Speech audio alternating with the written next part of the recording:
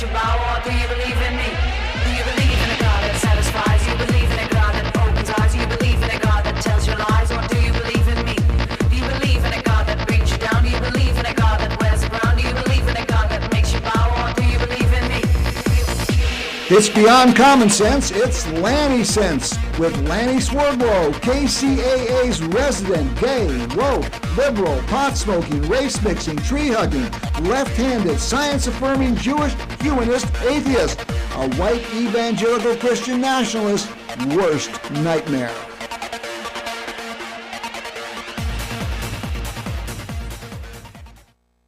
Welcome to Lanny Sense. It's not your worst nightmare, I hope. I hope it's anything better than that. But we've got a great show tonight. We're going to be investigating Project 2025. We're going to have some guests call in. And hey, if you would like to chime in with your thoughts and opinions about Project 2025 or anything else for that matter, give us a call during the show at 888-909-1050. That's 888-909-1050. And we'll be glad to talk with you.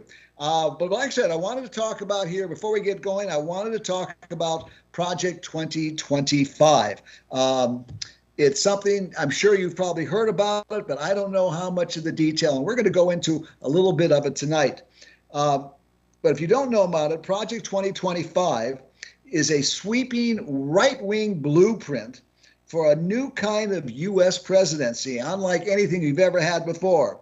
It would sabotage science-based policies that address climate change, the environment, abortion, healthcare access, technology, and education.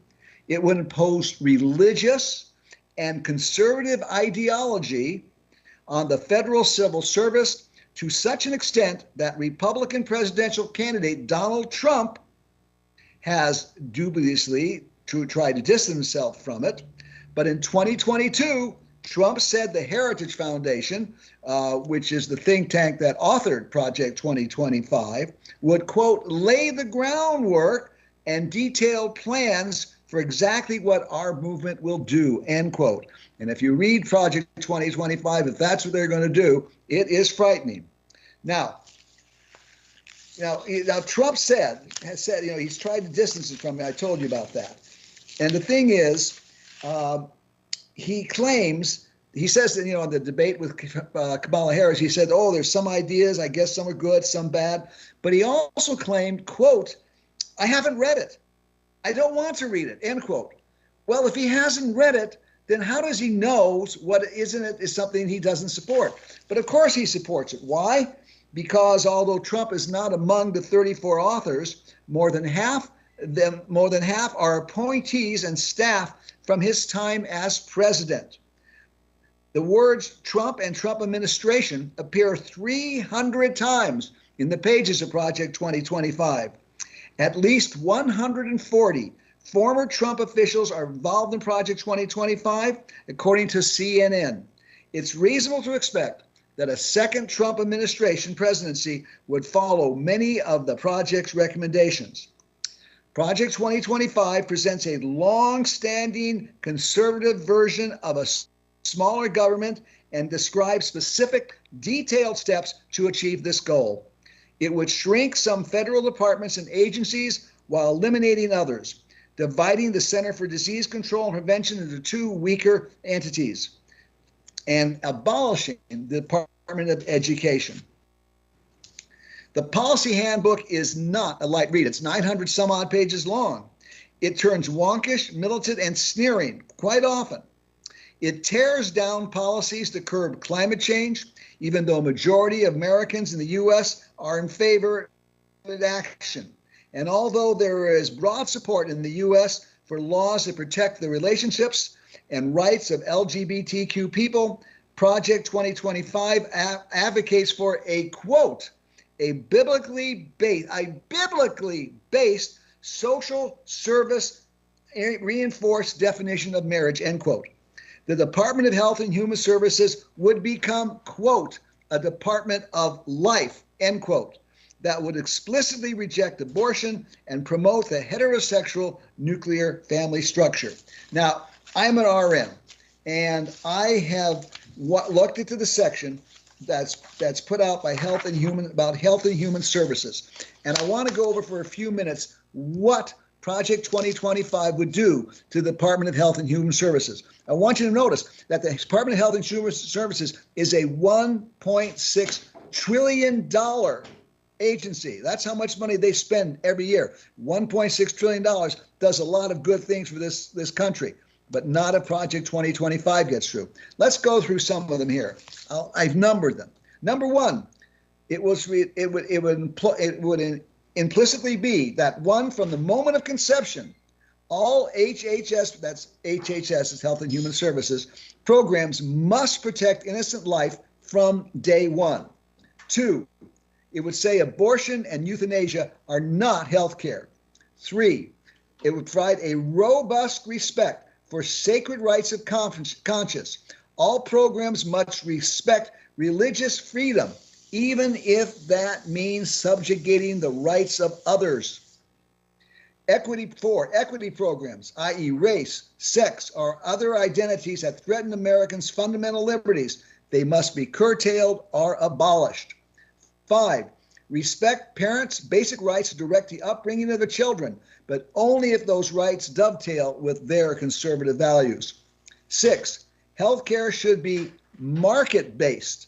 The federal government should reduce regulatory compliance, allowing alternative health insurance coverage, i.e. watered down programs that don't provide basic health care coverages but make lots and lots of money for the private insurance industry. 7, promote stable and flourishing marriage families. Undo programs that help LGBTQ subsidize and programs that subsidize single mothers. 8, prepare for the next health emergency by recognizing that the Center for Disease Control is, quote, not qualified to offer professional medical opinions and cannot mandate masking or vaccination, end quote.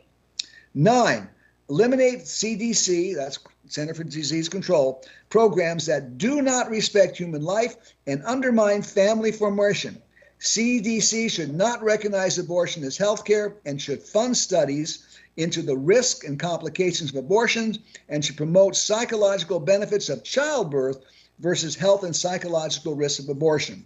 10, the FDA, the Federal Drug Administration, should reverse its approval of abortion drugs, i.e. mifepristone and misoprostol. Doctors should not be allowed to prescribe these drugs by telemedicine and mail distribution. 11, penalize states that allow abortion through the cutting of federal funds.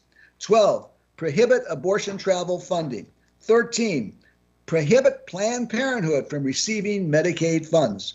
14, withhold funds from states that require health insurance to include funding for abortions. 15, do not allow California to end state contracts with pharmacies that refuse to carry abortion medications. 16, end laws protecting hospitals, and this is a great one, end laws protecting hospitals from being in violation of state anti-abortion laws if they determine that an abortion is necessary to stabilize a woman's health and save her life. In other words, they'll let women die because this says that they're not protected. They're not protected anymore. 17, codify the Hyde and Wellman amendments that prevent federal funds from being used to provide abortion services. 18, end the non-discrimination rule that ended discrimination on the basis of sex, including sex stereotypes, sex characteristics, including intersex traits, pregnancy or related conditions, sexual orientation, and gender identity. Removing this definition would end the coverage of health care for gender identity and sexual orientation, as well as all abortions, by allowing discrimination against pregnant women. 19, Congress should pass legislation promoting research, Congress should pass legislation prohibiting research by the National Institute of Health using fetal tissue obtained from elective abortions, end research using human embryonic stem cells, and close down the NIH Human Embryonic Stem Cell Registry. End stem cell research. This is crazy. Stem cell technology will transform medical practice. Stem cell research will not only provide the foundation for future therapies, but also reveal unique insights into basic disease mechanisms. Therefore, an understanding of stem cell technology will be necessary for clinicians in the future. But Project 2025 will end it all and instead promote a research agenda that supports pro-life police and explores the mental and physical harms of abortion. 20, end contraceptive programs and promote, quote, fertility awareness, end quote, programs which are difficult to implement and have an effective rate of around 75%, meaning that there is a good chance that a pregnancy will not be prevented. And then repeal the contraceptive mandate that provides contraceptive care under the Affordable Care Act. 21, teen pregnancy prevention programs should not provide materials that recognize different sexual mores or information on abortion services. Risk avoidance should be the only method to receive funding, and risk reduction programs should be defunded. 22, adoption and foster parent programs should be allowed to discriminate on the basis of sexual orientation of prospective adopted parents. 23, not allow transgender health care under Medicaid. CDC should end its collection of data on gender identity, which encourages the unscientific notion that men can become women and vice versa. NIH should stop research into gender science and instead should promote studies showing negative effects of cross-sex intervention, including puberty blockers and sex hormones and surgeries. 24, NIH should end its programs promoting gender equality in scientific conferences.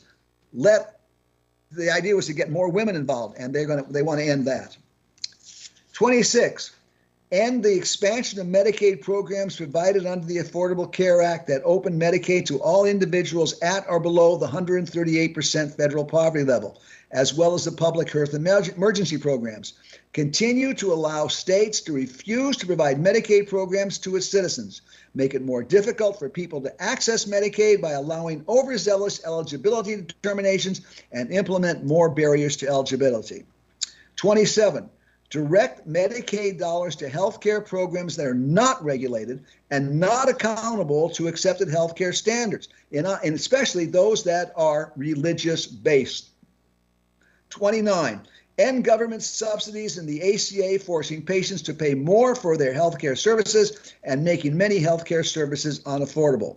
30, allow the Health, Marriage, and Relationship Program to refuse to provide grants to programs that benefit single parents, LGBTQ, and other non-traditional households, and allow religious organizations that receive federal funds to deny services to these groups. 31, grant programs should prioritize funding to faith-based programs, even though these programs discriminate on the basis of sex, religion, identity, and other discriminatory reasons. 32, eliminate the Head Start program.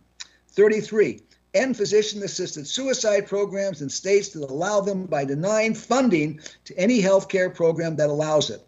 34, allow businesses to refuse to provide healthcare coverage for abortion, contraception, and other healthcare programs based on their religious and moral objections to these programs. 35, prevent Health and Human Services from providing condoms and other male contraceptive programs. 36, eliminate training of doctors, nurses, and other medical professions in abortion services by denying funding to any medical school that provides such training.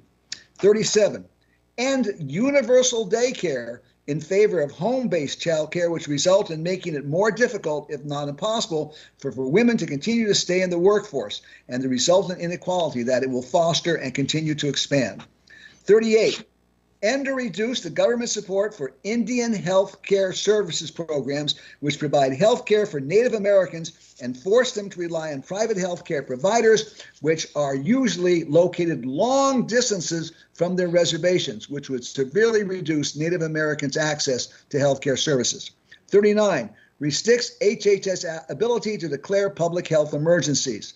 40, Health and Human Services should eliminate the Health and Human Services Reproductive Health Care Task Force and replace it with a pro-life task force to end a woman's access to a range of reproductive health care services.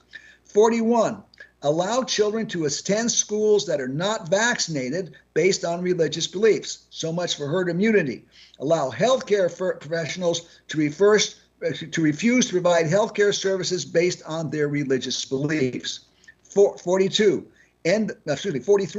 HHS should allow and promote discrimination. Guess this, Health and Human Services should allow and promote discrimination based on sexual orientation and gender identity, and support and promote compliance with the First Amendment, the Religious Freedom Restoration Act, and federal conscience laws, and work with the Department of Justice to fight any court challenges to their discrimination and protection of religious objections. 44, HHS should end compliance with its obligations under federal civil rights laws to ensure access to comprehensive reproductive health care services and allow pharmacies to refuse to provide abortion drugs.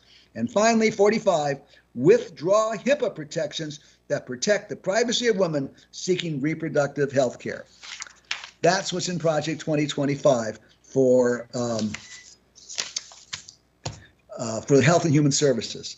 End abortion. I mean, yeah, funding for, just outlaw abortion, strip programs away. Unbelievable. I mean, they'll turn everything upside. And the rest of Project 25 and all the other areas on climate and science changes and all this kind of stuff are just as bad as that. So, okay, let me see. What was I else going to do here? All right. Hey, anybody? Hey, Gregory, do you have any comments on this? Yeah, this is it's a white supremacist Christian wet dream is what it is.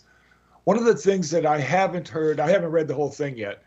One of the things that I haven't heard coming out of Project 2025 is any kind of restrictions on white collar crime. And it's really clear to me that this document is basically a setup to control everybody so that the people who have a lot of money can commit all the white collar crime they want. Yeah. And it's frightening, really. I did want to mention while I'm here, Lanny, that I want to encourage viewers to go to YouTube after we're done here and type into the search bar the following: Project 2025 Private Training Video.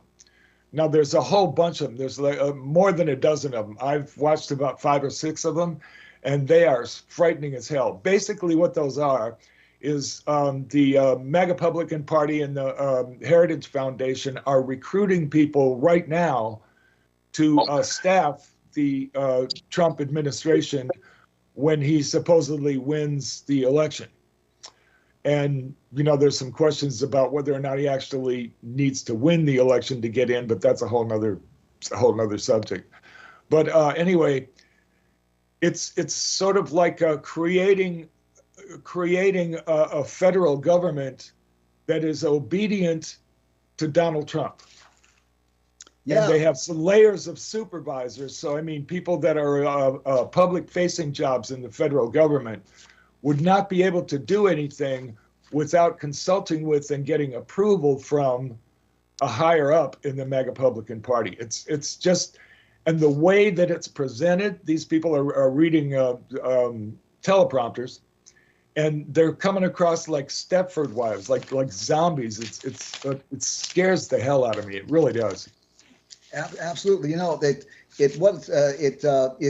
also Project 2025 wades deeply into the culture war that has really divided the country. Project 25 calls for abolishing the teaching of critical race theory and gender ideology in public schools and deleting terms such as diversity, equity, and inclusion. Gender equity and reproductive health from every federal rule, agency regulations, contract grants, and so on. It's an amazing project, and they're coming after me. They're coming after a lot of people. They're yes, coming you're after right. Transsexuals, drag queens, gay and lesbian people. This is like and a comment that what was it? Clarence Thomas made about looking into the legality of gay marriage. Right. If they could reverse Roe versus Wade, they can reverse the other Supreme Court decisions that, such as the ones that allow that said that contraceptives, are legal, and because it used to be illegal. It used to be illegal. Supreme Court decision says no, they're legal, and Thomas wants to make them illegal. And of course, it was the Supreme Court that made same-sex marriages legal. And some says, hey, we could reverse 50 years of protecting the abortion rights of women, or we could certainly end about 15 years of protecting the marriage rights of same-sex couples. So this is taking me right back to 1992 in Oregon and 2008 in California. They're coming after us legally. Yeah, absolutely true. Absolutely true. Well, one of the interesting things under technology, much of Project 2025 is concerned with elimination or reductions, such as cutting federal support for automakers that produce electric vehicles. But there is one thing its authors would like to see enlarged, and that is the U.S. thermonuclear arsenal and stockpile. This would be, as a nuclear policy analyst Joe Crincone wrote recently in the Bulletin of the Atomic Sciences, quote, the most dramatic buildup of nuclear weapons since the start of the Reagan administration, end quote. Project 2025 advocates for a, quote, readiness to test nuclear weapons at the Nevada National Security Site, even though detonating an underground nuke would violate the Comprehensive Nuclear Test Ban Treaty, which the U.S. signed in 1996. Physicists in the U.S. still have ways to study nuclear weapons. However, they do it virtually through supercomputer simulations that remove the risk to experimenters' health and the environment and avoid inflaming geopolitical tensions. It's just really something else again, and we've got to work. We got to work against them. This is kind of moving the fear technology that Donald Trump uses all the time, with his threats and all that kind of stuff, just trying to move that into a global situation. Everybody wants to rule the world, and this document, the Project 2025, that's what its overall intention is. If any of our listeners would like to join in on the conversation, please give us a call at 888-909-1050. That's 888-909-1050. We'd love to have your input into the show. Okay. Yes. Hey, Paul Stanford here. Hi, Paul. And about this nuclear annihilation that these folks have planned. It's part of their religion. They want this Armageddon. I think some of them look at that Dr. Strangelove movie as the idea, 10 women for every guy, they're going to be underground for a century or two, and they're all planning on going to Mars anyway. They can't just walk around out there either, So the plutocracy is trying to flex its muscle at a very critical time with the development of artificial intelligence and nanotechnology. And, I think they want to make sure that a lot of us aren't part of the world in the future, and they want to control all of that. And so, I've always said it's the petrochemical, pharmaceutical, military, industrial, transnational, corporate, elite, crony capitalist ruling class that has brought us to this corporate dominant culture. But we got to stop Citizens United. We've got to expand individual rights, and we got to tax the rich. I really like Harris's plan and Biden's plan to tax those that make over $400,000 a year. So, and the wealth that they have. I mean, back when I was born, 1960, I think the top tax rate then was like still 75%, and nowadays they're paying like 10% or less. Some of these wealthy people. So they pay less than you and I do.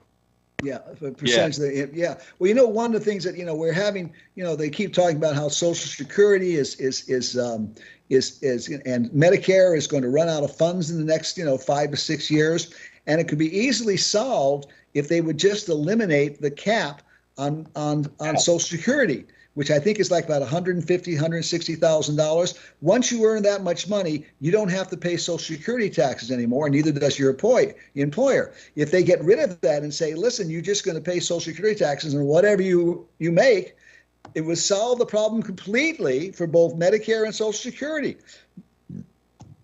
And some people don't realize that. If you're filthy rich, you pay way less in taxes than if you are if you're middle class. Are working for. Another thing that would probably keep the Medicare and Social Security solvent would be is if Congress paid back the $2.8 trillion they've taken out of that fund so far. I mean, it's not like, the program is brilliant the way it's set up. If you leave it alone the way it was designed, it will be good in perpetuity. But the Congress keeps taking money out of that fund, and that's why it's in trouble now. If they just put that I think it's $2.6 trillion over the last 40 years back into that account, it'd be solvent. We wouldn't be having this conversation. We'd probably be having guaranteed based income. Yes, absolutely true. And that's what the Republicans do. They give big tax rates. It's amazing. It's amazing how all these people who are middle income and low income in all these red states are sitting there voting against their own self-interest. They're cutting their own throats, and I guess I don't know why. Well, I mean, there's a cult thing going on in the United States right now, and it's pretty. Well, there's obviously somewhere around 70 million people that are in this cult. But I mean, the idea behind this cult is don't pay attention to anything that you don't hear from us. Yeah. I feel for those people in that cult. I really do.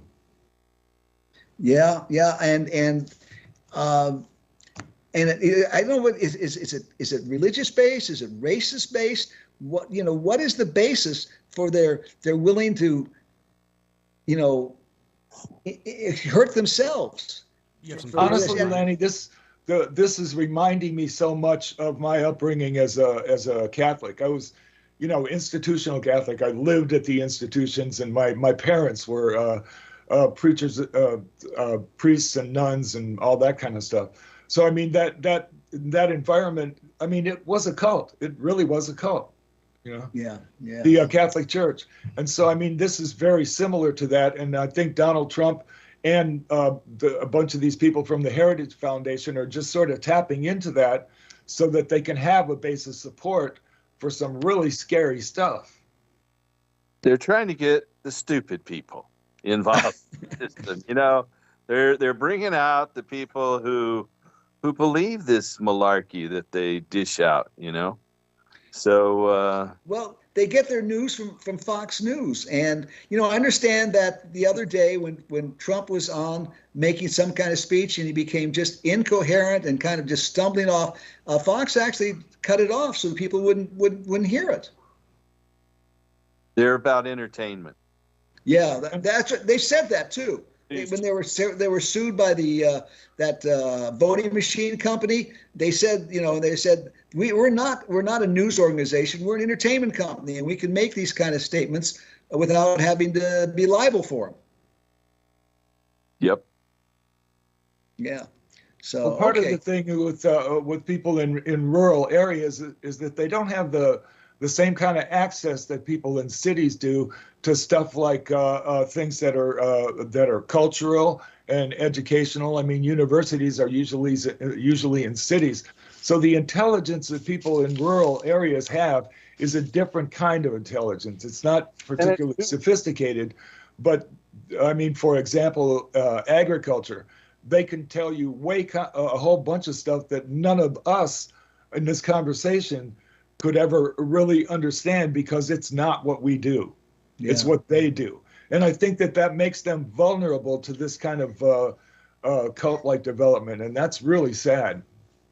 Well, it's halfway through the show right now, and I think it's time for a little entertainment. So I've got this great little video of a song having to do with Trump's statements during the debate about Haitians eating cats. Eric, can you roll that, please? Oh, this is They're cool. eating the This is cool. dogs. They're eating the cats. They're eating the pets of the people that live there. They're eating the dogs. They're eating the cats. They're eating the pets of the people that live there. People of Springfield, please don't eat my cats. Why would you do that? Eat something else. People of Springfield, please don't eat my dog. Here's a catalog of other things to eat. Oh, thanks.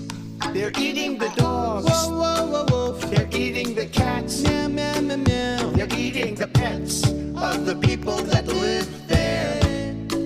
They're eating the dogs. Whoa, whoa, whoa, whoa. They're eating the cats. Meow, meow, meow, meow. They're eating the pets. I just got a call from one of the people that say they're holding them, and I don't know that they're on there. They're eating the dogs.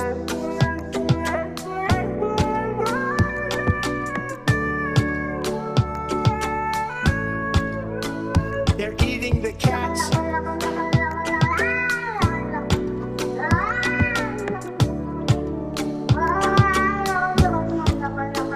They're eating the dogs. Whoa, whoa, whoa, whoa. They're eating the cats. Meow, meow, meow, meow. They're eating the pets of the people that live there. They're eating the dogs. Whoa, whoa, whoa, whoa. They're eating the cats. Meow, meow, meow, meow. They're eating the pets of the people that live there. There you go. That's become such a meme. Eating the cat. How could people even buy into this? It's just crazy. And when they were doing the debate, Kamala Harris was just laughing. It was so preposterous. And this is a great little video. I was having a conversation with a friend, and we were talking about, well, is this covered by pet insurance? So I sent an email to nationwide pet insurance people asking if they cover pets getting eaten by Haitian immigrants. And I got a reply back with saying, this is your number, and some call number, and we'll get back to you with an answer. Well, that was 2 days ago, and they still haven't gotten back to me with an answer whether nationwide pet insurance covers your pet being eaten by a Haitian immigrant. Hey, listen, we've got a couple other callers coming in there. Eric, can you patch them into us? They're live. They're live. I hope so. I don't think we're going to have too many dead people calling in. Who's calling in? Please identify yourself. Hello. Hello? Eric, are we having Hi. some problems here? Hi, this is Doris. Hi, Doris. Thank you for calling in. Okay. So I know you have you probably have some real good thoughts on Project 2025.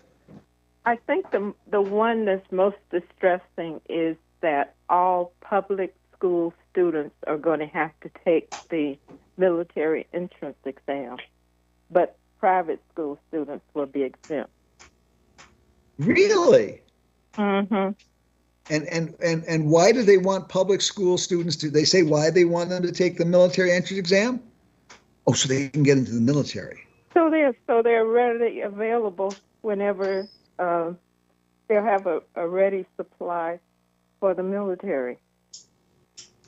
But the rich kids in the private schools won't have to take. Yeah, they don't have to. Just public school. That's an interesting one. Yeah, that is really an interesting one. Yeah, they want to do away with the Department of Education. They want to and of course they want to gut public schools. That's always been one of their big things to do, trying to do. Close the public schools, put in private charter schools, especially religious schools. Yes. Especially religious schools. another thing they're going to do is eliminate energy efficiency standards on appliances. Really? Yeah, really.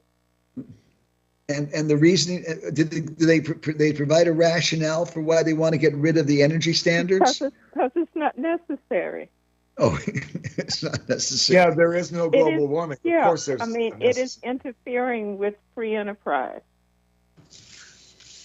Yeah, that's true. That certainly is. In regards to, you talk about this has to do with climate change, and right here from Scientific American, they talked about what Project 2025 would do with climate change. It says across multiple departments and agencies, including the Environmental Protection Agency, Department of Energy, and NOAA, National Oceanic and Atmospheric Administration, the project would jettison much of the federal government's climate science apparatus. It dismissively refers to such programs as, quote, climate alarmism, end quote. This move would significantly hinder researchers' ability to understand climate change's many impacts on our daily lives. It would stifle information. What was that, Doris? It's going to get rid of climate change and green subsidies. So right. All of that's going to be eliminated. Right. It says it would stifle. And they're going to start renewing, reproducing nuclear weapons for land, sea, and air. Right. It says it would cut Department of Energy research into renewable energy, battery storage, and other technologies while increasing fossil fuel extraction on federal lands. It would make reining in greenhouse gas emissions enough to meet the goals of the Paris Climate Accord all but impossible. Yeah. They're going to privatize the weather bureau. What was that? They're going to privatize the weather bureau. Yes. It says right here, it says the plan would eliminate the National Weather Service's role as a forecaster, relegating the agency to only collecting data, which private companies could use to create their own forecast. This has been a goal in some conservative circles for many years. In 2005, then Senator Rick Santorum of Pennsylvania introduced a bill to codify such a change in law. John Morales, a former National Weather Service meteorologist who now works as a consultant, expressed his alarm at such proposals. Quote, the U.S. economy grows as a result of our robust research, innovation, forecasts, and warnings. And these projects just make absolutely no sense. And here's a key function of the National Weather Service is to provide ample warnings about tornadoes, floods, heat waves, and other hazardous weather. Notifications that Morales noticed protect lives and properties. As a result, under Project 2025, this single authoritative warning system would likely be replaced with a patch of alerts from weather stations and private apps. That's right. And that's really something because we need the National Weather Service with climate change and all the hurricanes and tornadoes and fires and all this kind of stuff. We need them more than ever. I think one of the things that this is bringing up is that it protects people who are making money from fossil fuels and turning the future of energy over to countries like China because they're working hard on renewable sources of energy. Yeah, that's exactly what it does. You're right. Yeah, we have another caller on. Sylvia, are you still on? Yes, I am. Can you hear me? Yes, we can hear you. I've seen you. I see the little light is blinking, saying there's somebody else in the line. Okay, Sylvia, what do you think of Project 2025 Okay, I want to thank you for fact-checking the Republican Project 2025. I want to thank you for seeing through the lies and telling us what Project 25 really means. Your RN knowledge is super helpful, Lanny. And what I fear the most is, as Vice President Harris says, he has no plan to replace the Affordable Care Act. So my biggest fear is that Trump is just going to remove it. Well, he has a concept of a policy.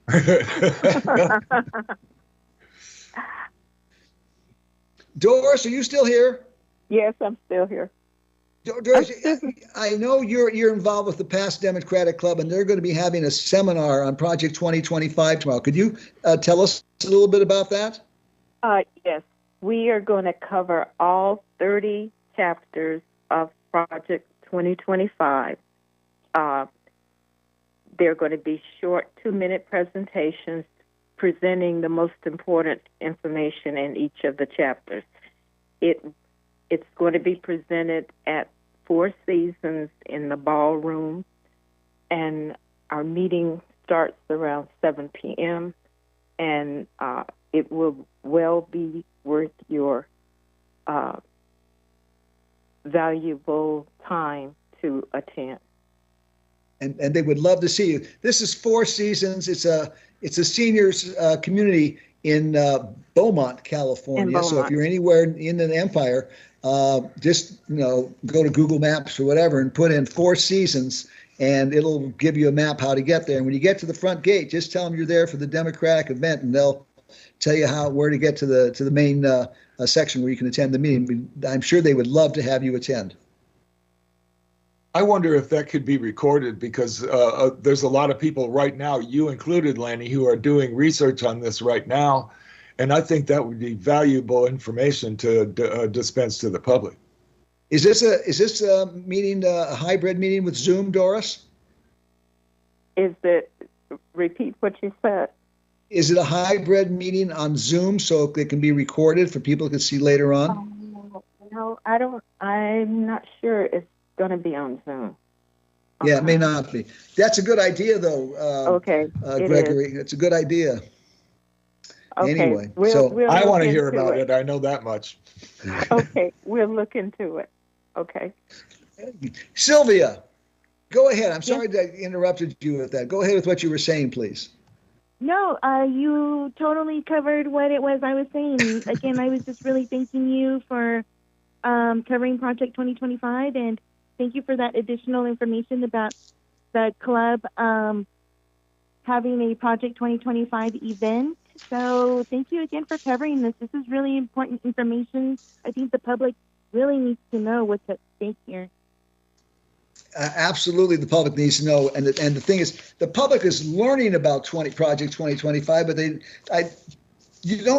media doesn't seem to cover it in much depth, and so people don't really know just how disastrous this would be for the well-being of the vast majority of citizens of the United States, and frankly the world, because the United States is a leader in so many of these things, and they'd be all undermined if the Trump administration takes on follows through on what the Heritage Foundation has done or is wanting to do. One of the things the Heritage Foundation made a statement. Let me read this. It's part of 2025. I can find it. What was it? Where was it?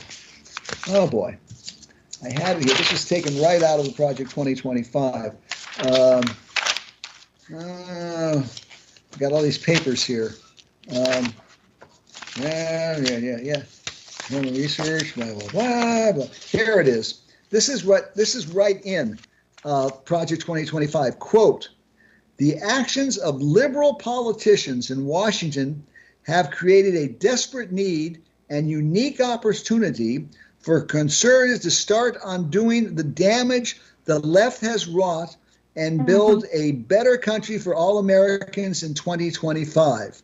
The website goes on to say, quote, it is not enough for conservatives to win elections. Suppose we're going to rescue the country from the grip of the radical left. In that case, we need both a governing agenda and the right people in place ready to carry this agenda out on day one of the next conservative administration, end quote. Now, Gregory, you were telling me earlier about these training videos. You want to tell our listeners about these training videos they can view on YouTube? Yeah. Go to YouTube and just put in the search bar Project 2025 private training video.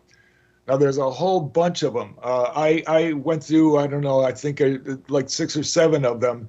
And basically, the Heritage Foundation and the MAGApublican machine is recruiting people right now to staff the federal government, and that's why they're trying to change the classifications. I'm not too real clear on this, but so that Donald Trump can fire more and more federal employees and replace them with these shills for the MAGApublican agenda. Anyway, these training videos are what people are going through once they're recruited. They take these training videos that are public on YouTube right now, and they're frightening. They're absolutely frightening. Basically, public-facing people in the federal government will not be able to move or make any decision without the approval of a higher-up MAGApublican or Heritage Foundation or whatever these authorities are. It's very top-down, sort of authoritarian type stuff, and it was eye-opening for me. I mean, it caused me a little bit of fear. Well, one of the reasons they want to do this so much is because in the first Trump administration, one of the reasons he didn't get as much done is because of these people who were in these agencies that would either slow walk it or just not enact what they're trying to do. And a lot of the horrible things that Trump wanted to get done didn't get done because of these people. So what they want to do this time is fire all those people and replace them with toadies who are going to enact whatever, the policies in the Project 2025. So that the government is composed basically of people that are of the same mind, which is not democratic at all. No. He wants to get rid of the civil service system. That's what he's planning on doing, and then replacing them with the people that have watched these training videos. Exactly.